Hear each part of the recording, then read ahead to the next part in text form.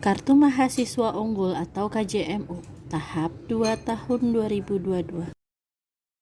Dasar hukum KJMU. Yang pertama pada tahun 2020 Pergub nomor 97 tahun 2019. Lalu tahap 1 tahun 2021 Pergub nomor 91 tahun 2020. Dan tahap 2 tahun 2021 Pergub nomor 101 tahun 2021 tentang perubahan kedua atas Pergub nomor 97 tahun 2019 tentang bantuan biaya peningkatan mutu pendidikan bagi mahasiswa dari keluarga tidak mampu. Tujuan KJMU 1. Meningkatkan akses dan kesempatan belajar di PTN atau PTS bagi peserta didik yang tidak mampu secara ekonomi dan berpotensi akademi baik. 2. Memberikan bantuan biaya pendidikan mutu pendidikan kepada calon mahasiswa yang memenuhi kriteria untuk menempuh pendidikan program diploma atau sarjana sampai selesai dan tepat waktu. Yang ketiga, meningkatkan mutu pendidikan masyarakat. Yang keempat, menumbuhkan motivasi bagi peserta didik untuk meningkatkan prestasi dan kompetitif. Persyaratan penerima. Untuk persyaratan umum, yaitu berdomisili dan memiliki KTP serta KK DKI Jakarta. Yang kedua, terdaftar dalam DTKS daerah atau warga binaan sosial pada panti sosial dinas sosial.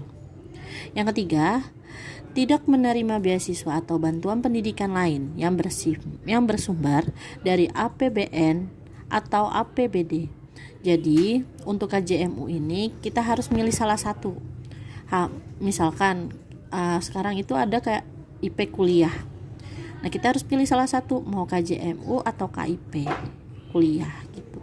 Jadi nggak bisa pilih dua-duanya. Persyaratan khusus bagi calon mahasiswa. Yang pertama, dinyatakan lulus dari pendidikan menengah pada satuan pendidikan negeri atau swasta di DKI Jakarta paling lama 3 tahun sebelumnya. Yang kedua, dinyatakan lulus pada PTN jalur reguler di bawah naungan Kemendikbudristek dan Kemenak. Yang ketiga, dinyatakan lulus pada PTS jalur reguler terakreditasi A atau unggul dan program studi terakreditasi A atau unggul di DKI Jakarta pada bidang prioritas sesuai RPJMD tahun berjalan. Untuk mahasiswa, persyaratannya tidak beda jauh dengan calon mahasiswa, hanya bedanya di pengajuannya saja. Untuk pengajuannya itu paling lama pada semester 4.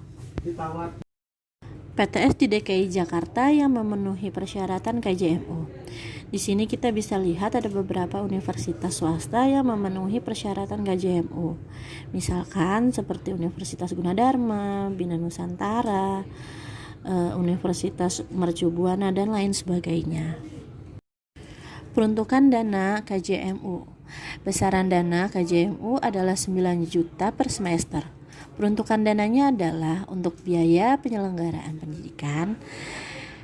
Biaya penyelenggaraan pendidikan adalah biaya yang dikelola oleh PTN atau PTS. Dan biaya pendukung personal. Biaya pendukung personal adalah bantuan biaya hidup yang dapat berupa biaya buku, makanan bergizi, transportasi, perlengkapan atau peralatan kuliah, dan biaya pendukung personal lainnya. Kewajiban penerima KJMU yang pertama adalah 1. Menaati seluruh ketentuan peraturan perundang-undangan. Yang kedua, menjaga dan menjunjung citra serta nama baik Pemprov. Yang ketiga, mengikuti perkuliahan pada program studi yang telah dipilih. Yang keempat, menyelesaikan pendidikan sesuai jangka waktu. Yang kelima, pengabdian masyarakat di luar program wajib PT. Melaporkan hasil kepada Pemprov, surat pernyataan kesanggupan. Yang keenam, laporan tertulis kepada gubernur. 1. Prestasi akademik setiap semester dengan melampirkan fotokopi KHS. Yang kedua, setelah menyelesaikan pendidikan. Yang ketujuh, mengikuti kegiatan pelatihan kepemimpinan, seminar, atau kegiatan lainnya yang menunjang peningkatan kompetensi. Larangan bagi penerima KJMU yang pertama adalah berhenti atas permintaan sendiri sebagai mahasiswa. Yang kedua adalah cuti akademik. Yang ketiga, melalaikan atau dengan sengaja memperpanjang waktu pendidikan. Yang keempat, melanggar kewajiban dan larangan yang berlaku di PTN dan PTS. Yang kelima, pindah dari program pendidikan yang telah dipilih. Yang keenam, selama 2 semester berturut-turut mendapatkan IPK untuk PTN di bawah IPK yang telah ditetapkan oleh PTN-nya. Untuk PTS di bawah 3,0 atau prodi sosialnya. Dan di bawah 2,75 untuk prodi eksakta.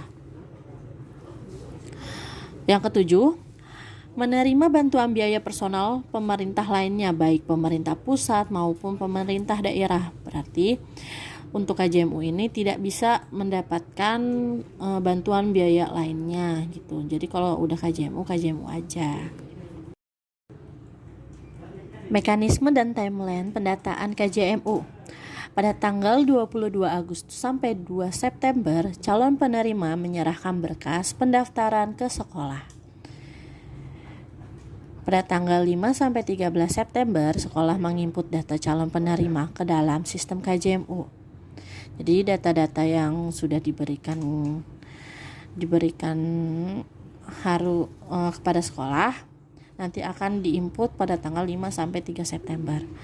Nah, pada tanggal 14 sampai 15 September itu pemadanan data. Jadi di sini pemadanan data dari Dinas Sosial. Jadi untuk yang sudah terdaftar DTKS, nah di sini pemadanan datanya pada tanggal 14 sampai 15 September.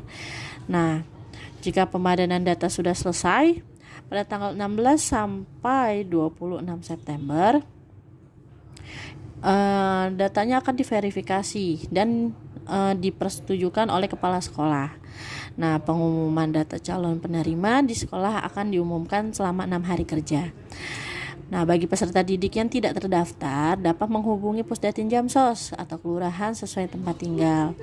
Jadi yang enggak lulus di pemadanan data bisa menghubungi Pusdatin Jamsos untuk mendaftar DTKS-nya.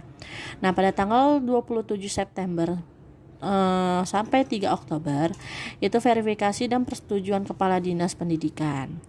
Nah, untuk tanggal 4 sampai tanggal 26 Oktober penetapan penerima melalui keputusan gubernur. Jadi pada tanggal tersebut ditetapkanlah sebagai penerima KJMU tahap 2 tahun 2022.